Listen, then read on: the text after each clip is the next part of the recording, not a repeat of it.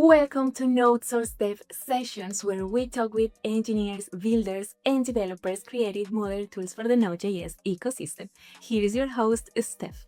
This month, NodeSource launched the Solid extension, bringing Node.js monitoring, runtime telemetry, diagnostics, and AI-powered workflows directly into modern code editors. So today, we are going behind the scenes to explore how the extension was designed and built with AI. And for this episode, we are joined by Mafe Arboleda, software engineer at NodeSource for more than 6 years, Frontend Team Lead, and one of the leaders of the Medellin JS community here in Medellin, Colombia. So Mafe, welcome. We are really excited to have you here and to learn more about the process behind designing the Solid extension with AI. Thank you. I'm really happy to be here and to share more about the process behind building this project. It was really exciting experience, especially because this was the first time I designed a VS Code extension and we have to build everything in a very short timeline. So it was definitely challenging, but also very fun to explore. Since what was your first time designing the Solid extension, what was the very first thing you did when you realized you would be leading the UI side of the project? Honestly, panic a little bit because I have never designed an extension before. VS Code extension are very different from traditional web application. So the first thing I did was research. Started exploring extensions that are already used every day, like GitLens, Docker, CodeRabbit. I want to understand how they use the space, how much information they display, what fed into it, and what made the UI feel clean. Because inside the extension, every pixel matters. Did you already have a clear visual direction at that point? Not really. At the beginning, I mostly had reference, ideas, and a lot of questions. So besides researching other extensions, I also started using AI tools, uh, almost like brainstorming partners to help me organize the experience and understand what could actually work inside such a small UI space. Mafe, you mentioned using several AI tools during the design process. What role did each to play? Each tool helped in a different way. For example, Pencil was great for creating the first visual concept because it allowed more manual control over the design. Stitch was more focused on AI generation through prompts, so instead of manually moving elements around, you describe the change and the tool generated them for you. NotebookLM became almost like my brainstorming partner. I upload the project documentation there and using it to ask questions about flows, UI ideas, and structure. So together, the tools help me much faster. Which tool ended up being the most useful for you personally?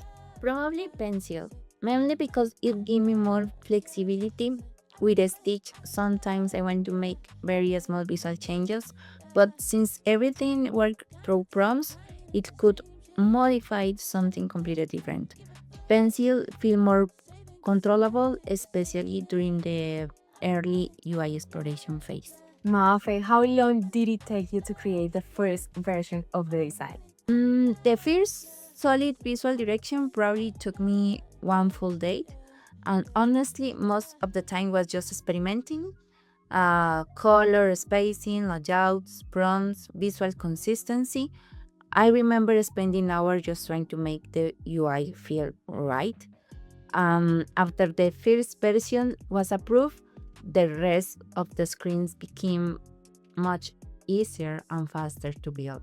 How did feedback work with the rest of the team during that process? It was very collaborative.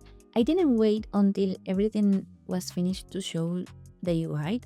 Instant, I delivered the screens little by little, almost every day, and the thing would give feedback constantly.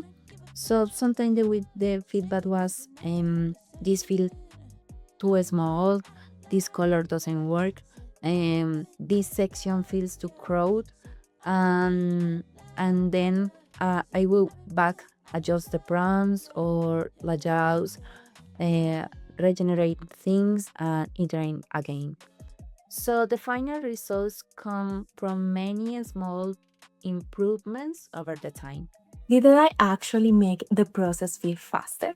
Definitely. I don't think we could have moved that fast without AI.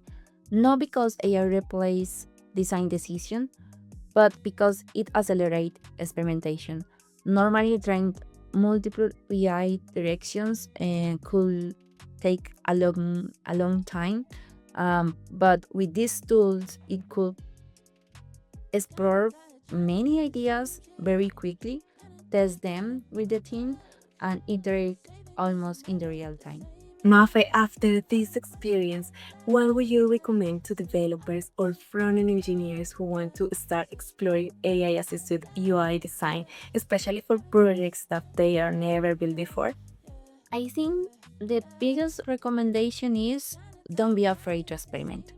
Honestly, before this project, I never imagined I would be designing a VS Code extension just using AI tools and prompts.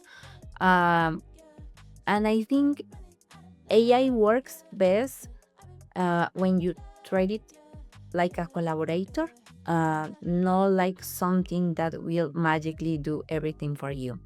You still need a criteria, tested, feedback, iteration, and a clear understanding of the user experience you want to build.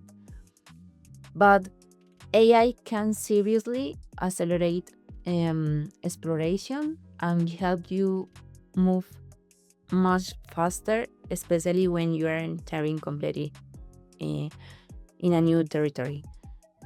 So my advice will be trying things, explore tools, study reference, ask for feedback constantly, and don't wait until you feel ready to start building.